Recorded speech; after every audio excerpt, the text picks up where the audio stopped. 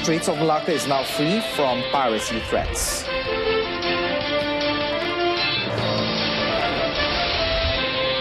Thousands worldwide protest against Trump's Jerusalem move.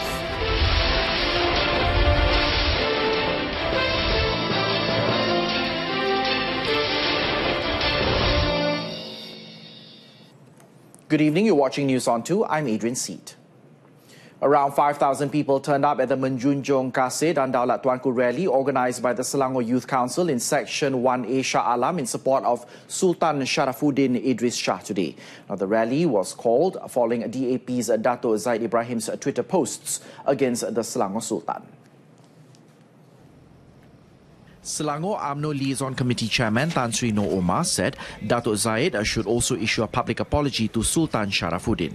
He said Dato' Zahid had insulted and challenged the royal institution by making rude and disrespectful remarks against the ruler on his Twitter page. Kita nak mengingatkan, jangan ada mana-mana pihak, terutamanya DAP, jangan nak menggunakan mana-mana ahli mereka, terutamanya orang Melayu yang menjadi kuda tunggangan kepada mereka yang cuba nak mencuit, institusi raja-raja, bukan saja di negeri Selangor, seluruh negara. Tan Sri Noor, who is also the Urban Wellbeing, Housing and Local Government Minister, said the declaration of support to the state ruler and to demand action against Dato' Zahid will be submitted to the Istana Bukit Kayangan on Tuesday. Integrated enforcement conducted along the Straits of Malacca over the past 4 years has made the Straits a safe sea trading route that is free from piracy threats. Transport Minister Dato' Sri Liao Tiong Lai said the integrated enforcement was carried out by the Marine Department, the Royal Malaysian Navy and the Malaysian Maritime Enforcement Agency, which is in charge of the safety of ships against the threat of piracy. The country's security forces also work closely with the authorities in neighbouring Singapore and Indonesia in safeguarding the waters of the Straits. Dato' Sri Liao said Malaysia's success in securing membership of the Council of the International Maritime Organization, Category C, for the 2018-2019 period for the 7th consecutive term showed global recognition of Malaysia's contribution and importance in the international maritime sector. He added this success would spur the government and stakeholders to continue contributing to the maritime sector, especially in terms of sharing technical skills and training amongst member countries. Deputy Health Minister Dato' Sri Dr. Hilmi Yahya has cautioned against the spread of various health-related myths that can have negative effects, which is becoming more widespread, especially through social media. He said myths related to vaccination and cancer were listed amongst the top issues that often went viral. Dato' Sri Dr. Hilmi added that what is more surprising is that amongst the educated community, there are some who still reject vaccinations even after it was guaranteed halal and safe. He said children were forced to suffer the consequences of the actions of their parents who were fanatics of health myths obtained via social media. Speaking at the launch of the Perang Melawan Mitos book in Kuala Lumpur, Dato' Sri Dr. Hilmi said it is hoped that these myths on vaccinations will be put to a stop for the benefit of many. The book is a compilation of popular questions featured on the Twitter social media site and answered by members of MedTweetMy. The book retails at 35 ringgit and can be bought at MPH bookstores.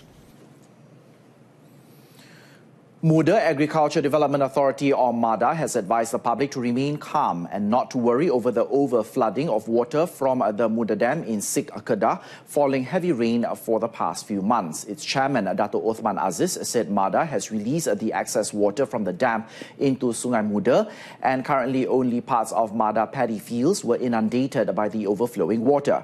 Now, speaking to reporters after attending the 2017 Touchpoint Cabinet Away program in Jerlun, Kedah, Dato' Othman said the water level at the Muda Dam is currently above its maximum level by 3%. However, he added that based on the present situation, there is no reason for concern as everything is under control and the state has sufficient water supply which can last until the next planting season. Dato' Othman added that MADA is constantly monitoring the water levels at the Ahning Dam and Pedu Dam, which reportedly have almost reached the maximum level.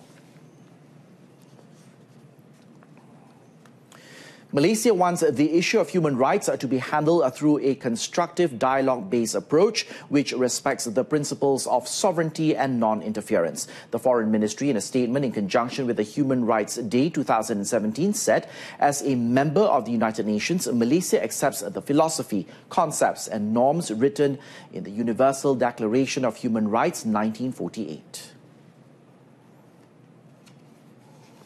The ministry believes that moderation, respect and understanding are amongst the main values which play an important role in fostering goodwill amongst the various faiths and cultures in the country.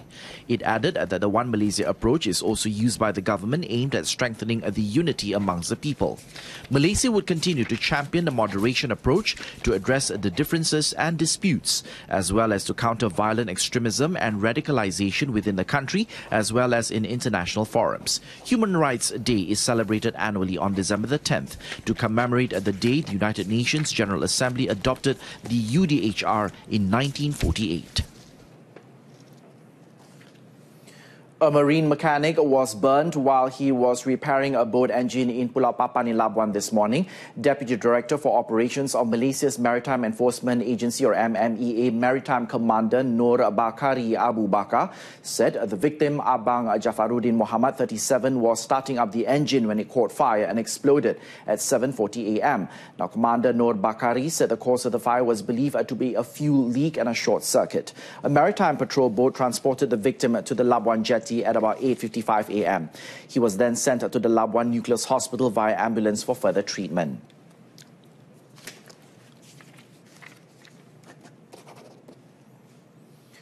A search is underway for a local crewman who went missing when his boat capsized off the waters of Tanjung Gemuk in Rompin Pahang last Thursday. Now, according to Eastern Region Malaysia Maritime Enforcement Agency, or MMEA, Deputy Director for Operations, Captain V. Panir Selvan, the skipper and other crew members who were rescued by a passing fishing boat immediately realized that Cik Muhammad Arif Cik Hussein, 39, from Wakaf Baru Kelantan was missing. Captain Pane added that the boat capsized and sank at 8 p.m. on Friday, about 4 nautical miles from Pulau Laya. It is believed that the high waves hit the boat, which was submerged with water and caused it to sink. The skipper then ordered the crewmen to abandon ship to save themselves.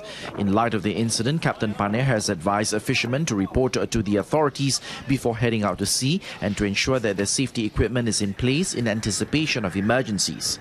Now, in case of emergencies, the public is advised to contact the maritime community at 09571 7345 or the 24-hour MERS 999 hotline. Now, the body of a fisherman who went missing last Thursday was found today at 11 a.m. by local fishermen about 11.8 nautical miles from the Kuala Lingi estuary in Alor Gajah, Melaka, along the marine traffic routes separating the waters of Malaysia and Indonesia. Malaysian Maritime Enforcement Agency District Deputy Operations Director, Commander Azman Samsudin, said the body was then transported to Kuala Lingi for identification by the family members. Commander Azman said the body of Muhammad Borhan, 62, from Taman Kuala Permai, Kuala Lingi Baru, was then taken to Hospital Alor Gajah for post-mortem. Last Thursday, 4.2-meter fiberglass boat belonging to Muhammad Borhan was discovered by fishermen in the middle of the sea. The boat was towed and docked at the fishermen's jetty in Kampung Teluk Pasir Panjang.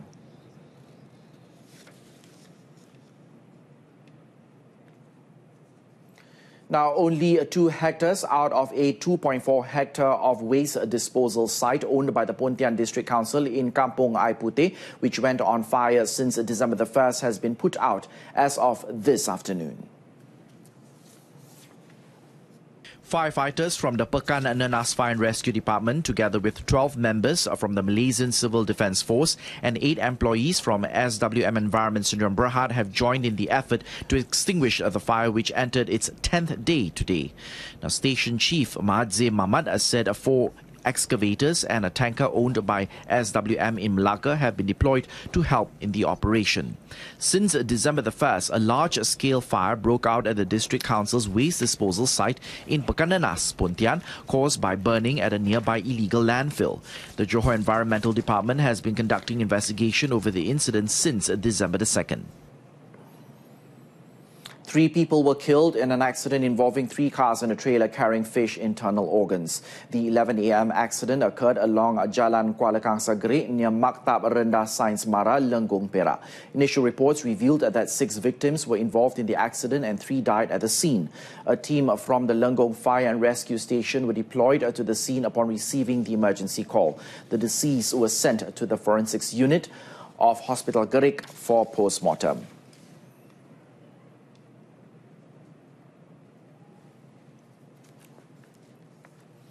The Johor Domestic Trade, Cooperatives and Consumerism, or KPDN-KK Ministry, seized 210 boxes of fake infant milk powder estimated to be worth 42,000 ringgit on Thursday.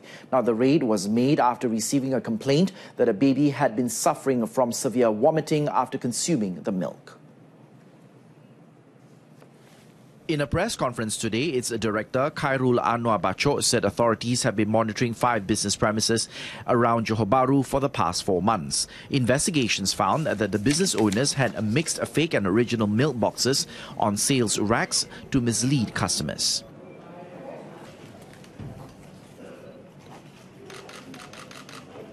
Pemilik premis perniagaan, pemilik premis perniagaan yang berumur 50-an itu, dia campurkan ni antara produk tiruan dan juga yang original. Susu tersebut turut dijual dengan harga yang sama, the same price dengan harga yang original, dengan pack susu original iaitu sekitar RM200 setiap pack. Khairul said that the boxes of milk were seized under Section 8, Subsection 2, Subsection B of the Trade and Descriptions Act, or APD 2011. Investigations are currently ongoing to identify the distributors and manufacturers of the fake infant milk products.